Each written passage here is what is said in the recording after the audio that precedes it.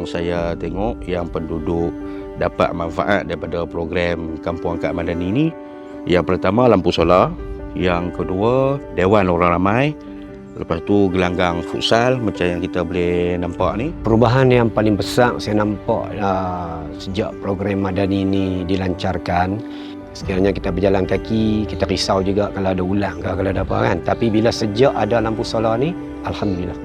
Dari segi keselamatan penduduk, terutama warga emas ataupun anak-anak kita yang nak keluar malam untuk tuition, untuk mengaji Al-Quran di masjid dan sebagainya tu, lebih selamat dan terjamin lah.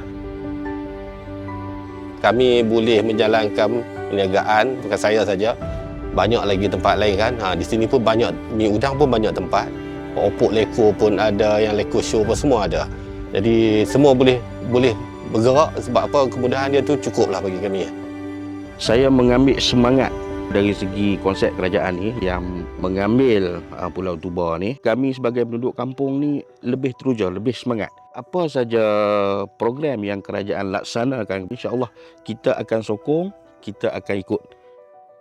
Saya berharap macam di kampung Pulau Tuba sendiri, khasnya untuk komuniti anak-anak muda Pulau Tuba, kita kalau boleh, kita nak bagi berjaya jugalah seperti mana macam orang-orang lain. Tetapi kita kena ambil kesempatan untuk sekarang ni orang tahu rebut peluang. Saya harap budak-budak muda di sini mendapat kemajuan yang lebih tinggi lah daripada segi pelajaran, daripada segi ekonomi. Selalunya dulu tak berapa ada orang masuk, macam perniagaan pun macam slow sikit. Lah ni pun makin, katanya ada orang banyak lah masuk, macam pelancong masuk setiap minggu.